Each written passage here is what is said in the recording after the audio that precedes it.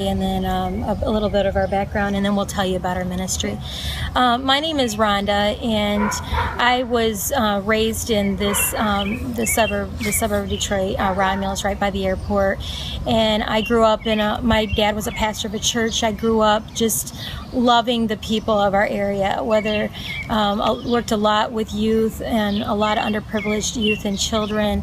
I was on staff at our church for about 16 years doing that. Which is where we met. And that's where we met. And I learned firsthand from parents who would take anyone in and help everyone what it meant to just love people right where they were. And so that's been my passion just always. It's just been that. And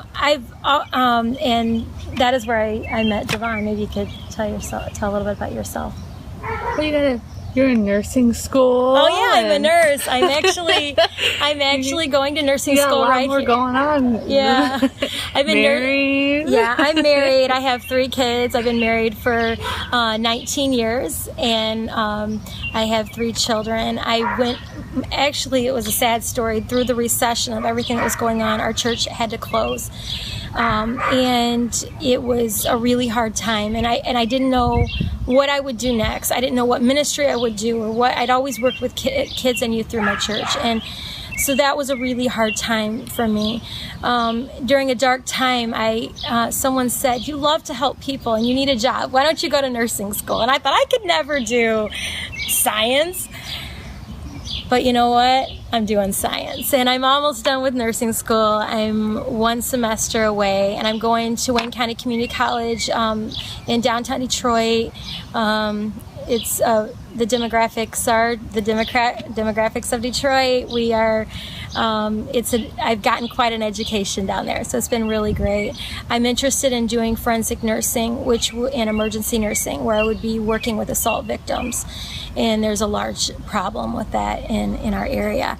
So that's what. And then in God's will and God's timing, He brought Devaun and I together as friends, and maybe she can tell you a little bit about that. And together we've kind of started this journey of just reaching out to help girls and boys, mostly young girls, be rescued from the horrors of sex trafficking. And the parents of the missing girls and boys. And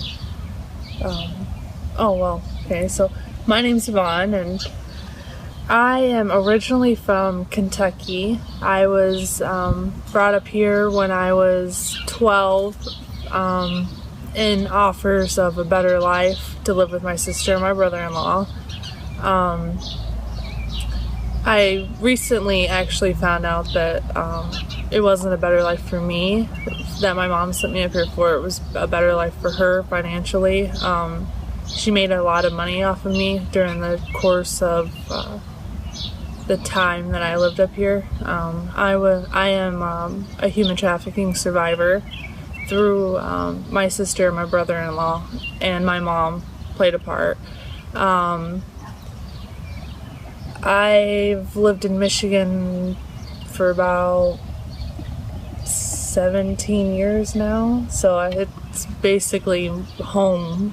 I have 3 girls. I've been married 11 years against all odds.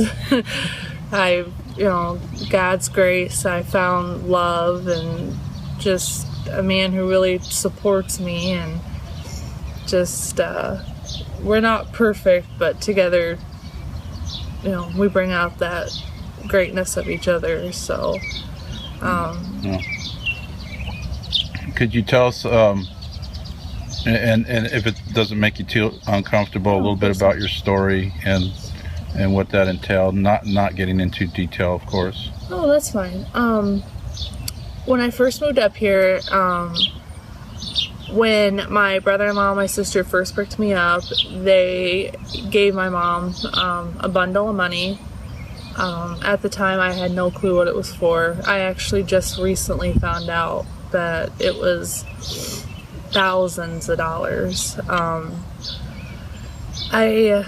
First 2 months up here, I was completely just shocked, just culture shock. It's a completely different place, and they would take me and She lived in utter poverty. I did. I lived in utter poverty, no electricity, no water. I'd go to bed at night trying to ignore the grumbling on my stomach. I spent some time in foster care, just lived off of this welfare state.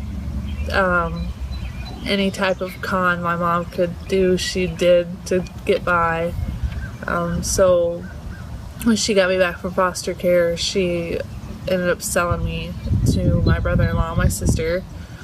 So once I got up here, it was just a whole new world, just fast food places everywhere, and just a whole different demographic. And I had never seen so many cultures in one place, and so that was different. And the family I moved in with, my sister and my brother-in-law were Muslim, so that was a completely different world for me as well. I lived with, the first 2 months was great. They bought me nice clothes, they took me to the mall. I had never rode an escalator before, just all kinds of new amazing things. And then about the 3rd month in, I started to see a change in my brother-in-law, his more darker side. We were just joking and playing around, and I think I called him a jerk or something, and he just backhanded me right in my mouth. And I had never been hit before in my life, and it was just a big shell shock for me. And from there, he spent months just hitting me and beating me if he felt like I needed an attitude adjustment, or if he felt like it had been too long in between the beatings to keep me adjusted. From there, he started raping me. I fought him off for about a good month, and then I finally I couldn't fight him off anymore. He beat me and raped me for about a year, and then right before my 14th. Go ahead. Okay, so right before my 14th birthday, he let me know that I had grown into this beautiful woman, and he wanted to throw a party in my honor. And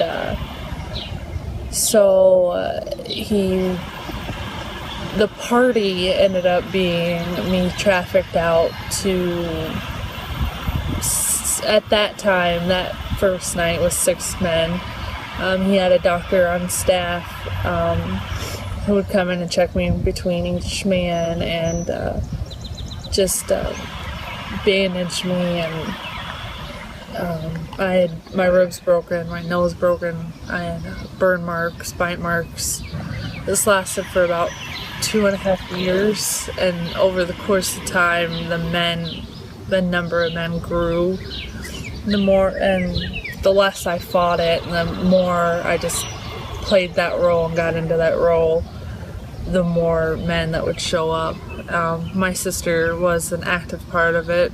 She served drinks and snacks to the men waiting downstairs. I was finally rescued by my friend who saw bruises on me and went to the school counselor. And I just recently found the counselor and have tried to get in contact with her because she just saw signs that I was being abused and saved me from the home. So, excuse me for interrupting, but do you know of the men themselves that they were selling to? Do you know anything of them? Or I know that they were all the same culture as my brother-in-law. I don't know faces or names or anything. I know my brother-in-law and his friends each had a girl, and I know all them, but all by first names. And the first names, as far as Arabic, would be just the same as John, Michael, and do you know if these guys might have been Muslim? They were Muslim, yes. Okay. Yeah, they were all Iraqi Muslim. Okay. So they were very And then the violent. girls, they were all younger. Yeah, they each had younger white American girls living with them. Would you say they were, what, high school age or? Oh yeah, they were all about my Okay. age. Most of them lived in Dearborn. I lived in Wayne, so they went to Dearborn schools. People might be interested in knowing where were these girls' parents. Do you know anything of that, or no clue. their I backgrounds? never met. Probably similar to what you were experiencing. Similar, And most She wasn't likely. really allowed to mix with those girls. We never crossed paths. I saw one girl one time, and that was it. And we just were crossing paths. We were never allowed to talk or anything. So. Yeah. And then something else that people might want to know is why did you not call the police? I felt like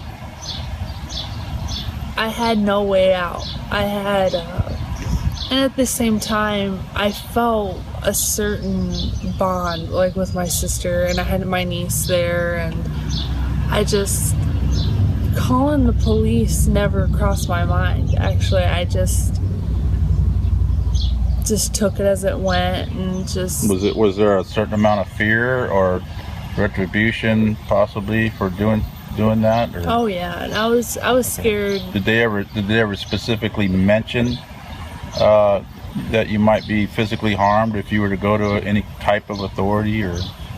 Oh yeah, I was groomed very well the first year to fear and abide by whatever he said, and by the end of that year he could have told me to do anything and I would have done it. Just that mental break, he just broke me down mentally to where I relied on him. I rose and fell on his compliments, and if he would make fun of me, it would hurt me, and if he would compliment me, I'd be on cloud nine. It was just the worst kind of enchainment, because he just had me mentally connected to him, like mentally enchained to him.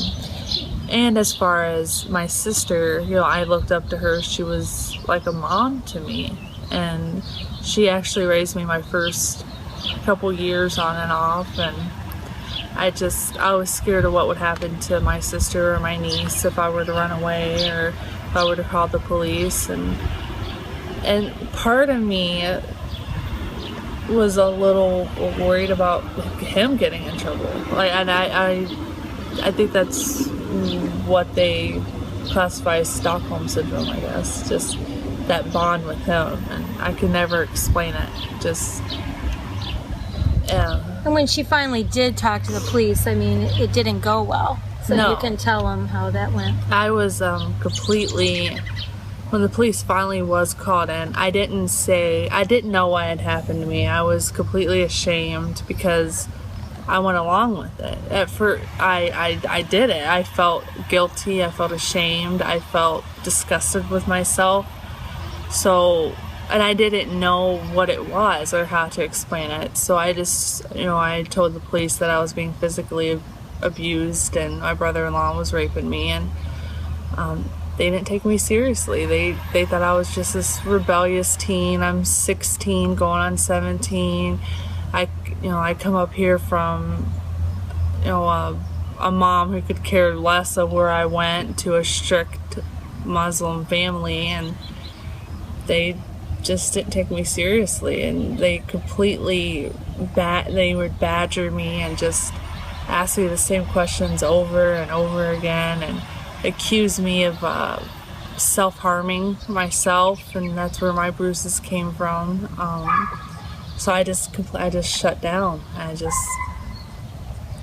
told them, you know what, you're right, just go away. I was done. I didn't want to deal with it. I just wanted to be free.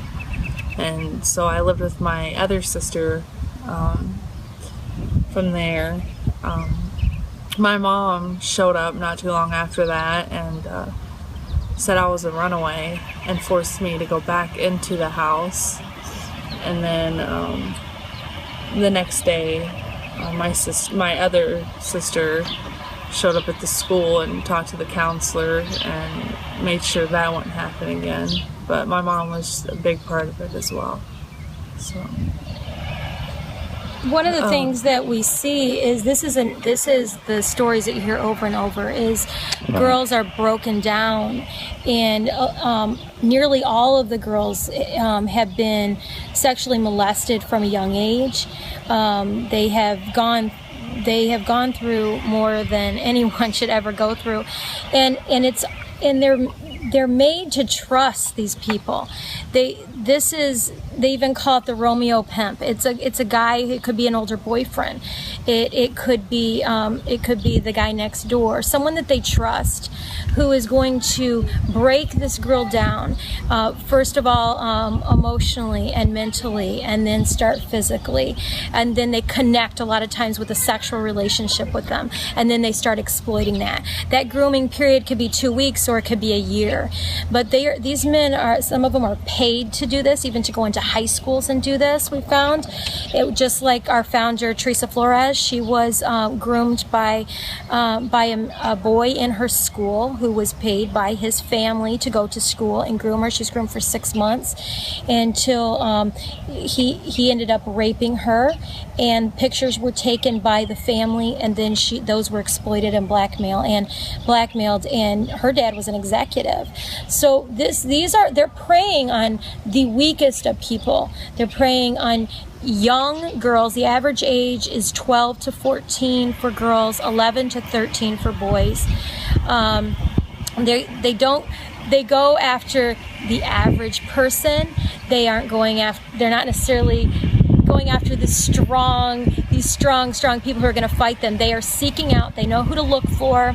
They know the personality, and they prey on it. They're saying like 60% of girls that are being trafficked and boys are been in foster care. So some of them many of them aren't even being looked for. Is there 1.2 million missing children in the United States right now? Where are they at?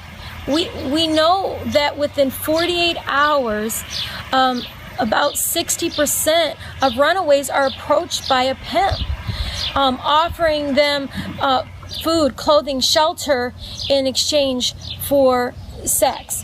And then that turns into a bondage where what else are they going to do? Some of them, only like 2 to 3% are actual kidnappings. So we're talking about fraud and coercion, where these men, and I say men, but 30% are women. 30% of pimps are women that can be trusted, they think, because they're a woman. And they go in and they are preying on runaways, foster kids, people who maybe have had sexual abuse or are emotionally weak. And my sister, I was sexually abused as a young child by my sister's first husband.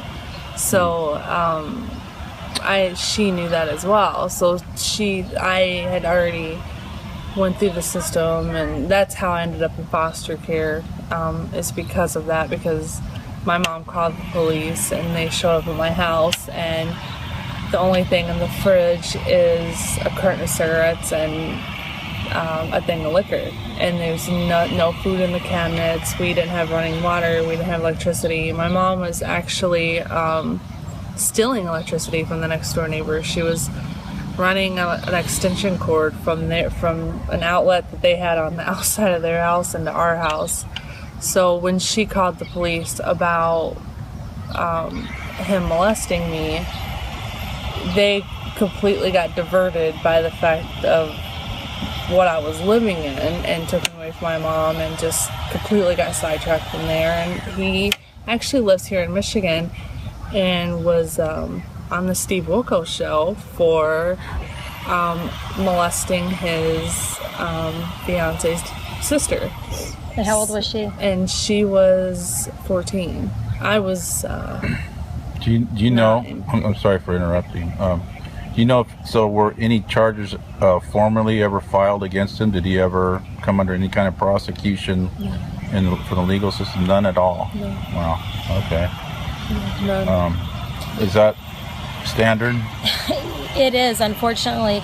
And there's a lot of different reasons for that. First of all, the question you ask, well, why didn't you leave? That's the number one question people say. Well, why don't they just go home? Or why didn't they're not in change, so why don't they pick up a telephone? I had the freedom. I walked by a payphone every day on my way to lunch.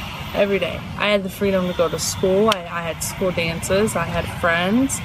His thing was to keep up this normal family facade, and he did, and he carried it out very well. And when friends would come over, he was friendly and nice. And but the one friend who actually went to the counselor, she was always so uncomfortable with him. She didn't like the way he touched on her and played around with her. And I stopped being friends with another girl because she saw bruises on me, and she started asking too many questions, and I was just like, you're gonna get me in trouble. I can't hang out with you anymore.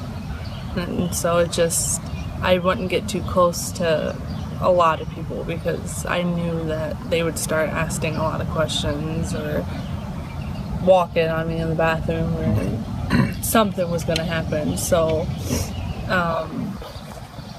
I didn't know what, and I think that's why soap means so much to me, because I didn't know what had happened to me. I had no clue. I was married 11 years. I had 3 kids, everything. Start again. Okay. Well, then let me ask you, what are your hopes for the future, for this ministry, for yourself? For these women that are, or these people that are trapped in this, what do you feel would best help their situation? Well, one thing that we want to say is that sex trafficking looks different than it did 5 years ago. I mean, it's totally changed. We're not saying that girls aren't walking up and down the streets in some areas, because they are, but that's not the face of it anymore. You can order them off the internet like a pizza now. It is so much different. And in my case, mine was the little webcam on the computer was pointed at the bed, and so I don't know how many people saw me, but I know that there was webcam streamed. So I don't know how, if he made a profit from that as well or what, but a lot of it, now that the internet is up and running, you don't have to walk the streets anymore. You're right online, and I scour these pages daily looking to match missing girls, and it's just... So because the face of it has changed, because we know that on an average Friday night in our area, 300 girls are for sale on Backpage.com. Unless there's a big event, if there's a big event like the Super Bowl or the Grand Prix or Dream Cruise, that number doubles to hundreds, 600-700 girls here from out of town, new girl here for the night. Just that number, it skyrockets. I counted this morning. By 9:30 this morning, there were 120 girls for sale in our area. So what we're saying is, people are thinking that there's just not much going on anymore because they're not seeing them walk the streets. But we know they're in those hotels. We know they're behind those webcams. We've seen them with our own eyes. They don't look like the streetwalkers that you usually see. They're in their pajamas with a hoodie. They are the average girl that looks like what we did when we were teenagers. So what our organization does for large events, how Devaun just said that girls are brought into the area. So for large events, we get together and we train people on what's going on with human trafficking in the area. Then we label. Education is huge. The huge main thing. We don't want girls and boys to be in this. We want people to be. Their eyes must be open to this modern day slavery. Instead of looking at them as just prostitutes or just they're just hookers and this is what they want to do. Nobody wants to have sex with 20 men a day. And like Rhonda has always pointed out, even if you're in a relationship, I'm married. I'm not having sex 20 times a day, and I love my husband. You know, it just... So the attitude of why don't they walk away, they must really want that, is just asinine, because nobody in their right mind wants to be abused 10 to 20 times a day by men who can't even do any of these things to their wives. Sure. So this is like the mentality that we have. We say the word pimping like we're going to pimp up our car. No, that's real. There's websites that teach young boys how to become pimps. This is real life. It's not a joke. We go into these websites, and I've read the books, and just to learn their lingo and to learn their ways, and just to get into the mind of a pimp or a trafficker, and just the disgusting ways that they think. And they don't call, it's not women or girls, they're hoes and bitches and hoes. All right. Well, let me ask you. What are the various ways that you guys... Okay, so let me finish talking about what we're doing with the soap. Okay. So we have these events. So we know the demand is up. So we train people about what's going on with human trafficking. We label bars of soap with the 1-800 trafficking hotline number. It's a national number. So no matter where the girl is moved around, because we know they don't stay in one place, they're moved. Right. The only thing by law that has to be in a hotel room is a bar of soap. The only time a girl is alone is in that hotel room washing up in between johns. So if there is a girl who is brave enough and is hurt enough, she may take this label, which is a removable label on here, and put it in her shoe. And or put there's a time span, like me, there is this brief moment of, I don't want to do this anymore. And I had that breakthrough exactly the day that I was rescued, because I was punished he saw me hugging a boy, and I was punished, and I was locked in my bedroom for the weekend. Completely locked in my bedroom, no food, bottles of water. But that weekend gave me clarity, because... You okay? No.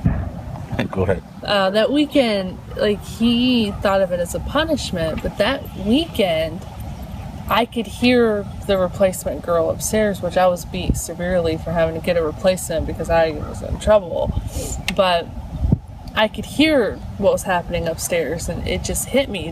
That's me normally. I can hear this. And I'm sitting in my bedroom and on my bunk bed that I shared with my niece, and I'm staring at the window, and I just finally, at that moment, I was just, I'm done. I have to leave. Okay, we're rolling. Okay, about 2 years in, they wanted me to convert to Islam, because they had planned for me to go over to Iraq when I turned 18 to marry his brother to give him a green card, and I'm not sure from there. I probably wouldn't have came back. But they wanted me to convert, and then at that point, I had felt like they had taken enough from me. They had taken everything from me, and God was the only thing keeping me alive, and God was the only thing keeping me strong and striving, and I flat out refused, and that was the only thing I had ever flat out told him no about. And he found a Bible in my room, because on my way walking back and forth to school, I would pass the Salvation Army, and they'd give away Bibles. And he actually beat me with my Bible. He broke my nose, tore up the Bible in front of me, told me never to have that shit in his house. So the next day, next time I got to go to school, I was held home for a week because of my face. But on my way back home from school, as soon as I had a chance, I got another Bible and I hid it, and he found it and beat me with it again and threw it out. But I completely refused to convert. And I told him, you've taken all of me, but you're not going to take God. And he was really mad. He forced me to celebrate the holidays as far as Ramadan, and I had to fast and everything. And I did that to appease him, but I still prayed, and I still believed in God, and I was not backing down from that. And finally, he eventually just left me alone and told me to believe in my fake prophet all I want. It ain't gonna save me anyway. And I said, okay, fine. But what I say all the time is, if there had been some literature in school, and that's what we talk about, is wanting to get into schools. If there had been some type of literature in schools, some type of training in the schools, a poster, something saying, this is what you're going through, you're not alone, this is what it is, there's a number out there that can help you, I probably would have been more opted to call for help, knowing that there wasn't no shame and there wasn't no guilt to it, because I wasn't alone and there was a name to what I was going through. And that's why we find it so important to get into the schools. We just took a trip last week to the high school that Devaun was a part of during this time, and I know that was a really hard thing to stand in that counselor's office where all this had transpired, but we believe it's important to get in the middle schools and high schools for, first of all, the administration, the teachers, to know what to look for, but for these kids to know people are preying on them and they're looking for their vulnerabilities. They need to be careful who they're talking to on the internet and who they're trusting.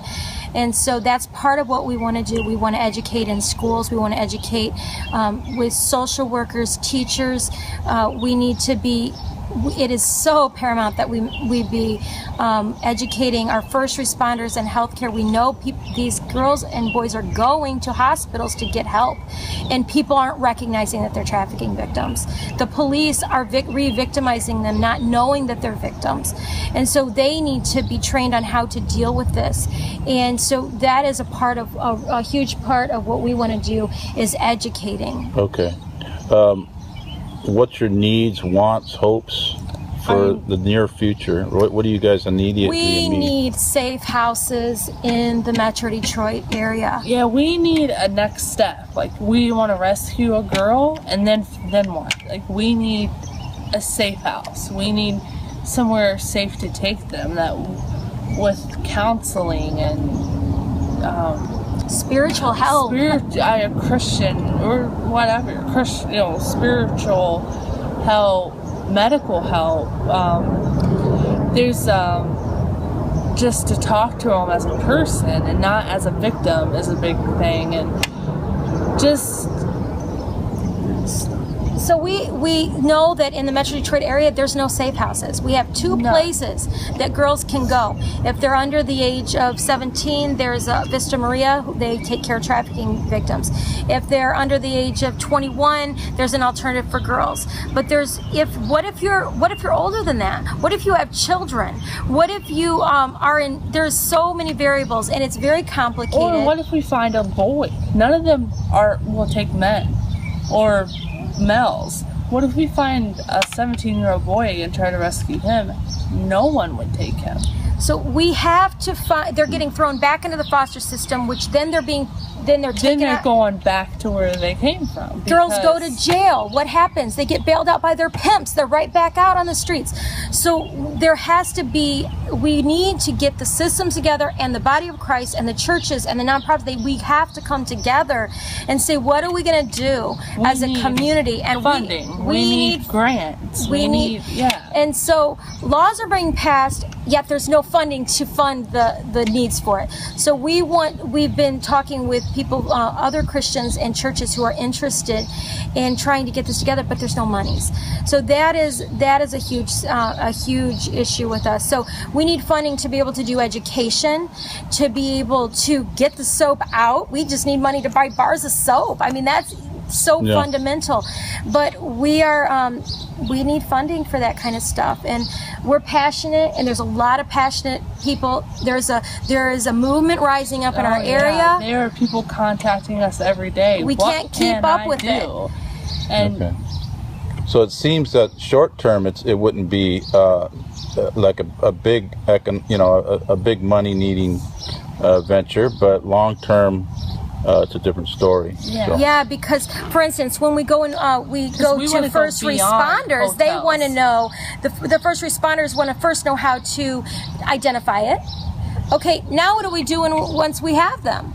So that's a whole that's a legal issue. But then if we say to them, okay, don't prosecute them, they will say, well, then where do we take them? Yeah. We don't have an answer. We have to have an answer for that. So, and we truly believe that spiritual healing has to be a part of that. Right? We know, and there's going to have to be some major compassion going on, because we know the average girl is going to go back on the street 4 to 5 times after being rescued the first time because of all the issues. I went back years later and was to visit, and was drugged and raped by my sister and my brother-in-law together. So my sister is now in prison for doing the same thing to my niece, her daughter, drugging and raping her with her new boyfriend, and who was also a Muslim. Who was set up for her by her ex-husband, my brother-in-law. It's really twisted, but she's in prison as an accomplice to the rape of my niece, because she physically was a part of that rape and physically helped him rape her and drugged her, and it was the 3rd time he had raped her, and she finally had enough, and she told her, and so the next day she pretended like she didn't remember what happened and got to school and called the police and said, I'm not taking this anymore. I'm tired of you letting men rape me. And so my sister's in prison now. So we want to see the body of Christ come together, and we want to be a part of that. We need to see law enforcement come together. We need all entities to be on the same page.